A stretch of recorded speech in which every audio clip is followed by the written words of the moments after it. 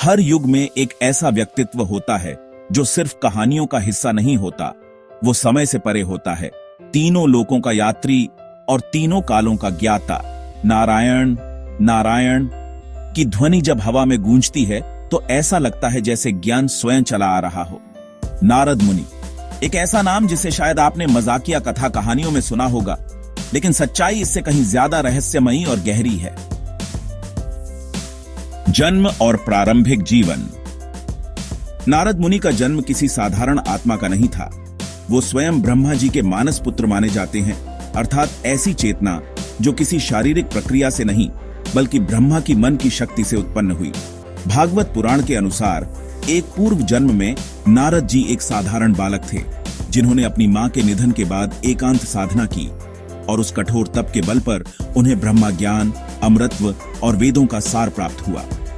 उसके बाद वो किसी एक शरीर, समय या स्थान तक सीमित नहीं रहे, बल्कि बने ब्रह्मांड के पहले आध्यात्मिक यात्री।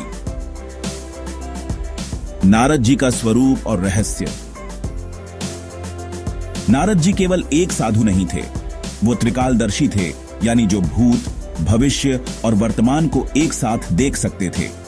उनकी चेतना इतनी ऊंचाई पर थी कि वे एक ही समय में अनेक लोकों की यात्रा कर सकते थे, बिना किसी यान के, बिना किसी तकनीक के। उन्होंने स्वयं स्वीकार किया है कि वे केवल सूचना वाहक नहीं, बल्कि चेतना प्रवाह के साधक हैं। उनके संवाद, उनकी वाणी, उनका हर शब्द केवल संवाद नहीं होता था, बल्कि उसमें होता था ब्रह्म ज्ञान का सीड। क्या वे कलह करते थे या ज्ञान फैलाते थे? लोक कथाओं में नारद मुनि को कभी कभी कलह का कारण दिखाया गया है, लेकिन वो कलह नहीं बल्कि चेतना का झटका होता था। जहां वो जाते थे वहां कुछ बदलता जरूर था। रामायण में उन्होंने वाल्मीकि जैसे लुटेरे को महाकवि बना दिया। महाभारत में उन्होंने पांडवों को युद्ध के पूर्व शांति और नीति का मार्ग दिखाया। वो धर्म की स्थापना के लिए समय समय पर लोगों की नींद तोड़ते थे। जैसे गुरु कभी कभी थपकी नहीं झटका देता है, वैसे ही नारद जी समय को झकझोरते थे। क्या उनकी यात्रा वर्महोल जैसी थी? नारद मुनि की यात्रा साधारण नहीं थी। वो किसी विशेष यान में नहीं, बल्कि अपनी चेतना की शक्ति से एक लोक से दूसरे लोक तक जाते थे। क्या यह संभव है?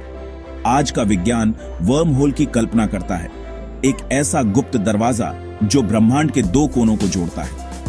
पर नारद मुनि तो बिना किसी द्वार के, बिना समय गंवाए स्वर्ग, पाताल, मृत्युलोक, ब्रह्मलोक कहीं भी उपस्थित हो जाते थे। क्या यह चेतना की ऐसी शक्ति थी जिसे विज्ञान अब खोज रहा है? नारद जी से आज के युग में क्या सीखें? नारद जी सिर्फ एक पौराणिक पात्र नहीं, वो आज भी प्रासंगिक हैं। जब दुनिया भ्रम में फंसी हो, जब सच और झूठ के बीच की रेखा धुंधली हो जाए, तब नारद जैसे ज्ञानदूत ही हमें धर्म, विवेक और चेतना की ओर ले जाते हैं। उनकी बातों में हास्य था, लेकिन उस हंसी में छिपा होता था गहरा बोध। उनकी यात्रा में गति थी, लेकिन उसका उद्देश्य था पीस।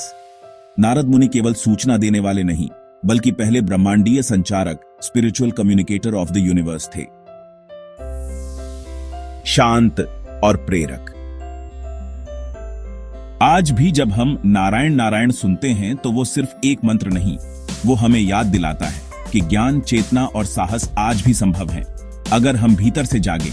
तो अगली बार जब कोई पूछे नारद मुनि कौन थे, तो कहिए वो थे जो समय और लोक की सीमाओं से परे थे, एक चलते फिरते ब्रह्मांडीय संदेश। उनके वर्ड्स में ह्यूमर था, पर उस हंसी में डीप रियलाइजेशन छिपा था।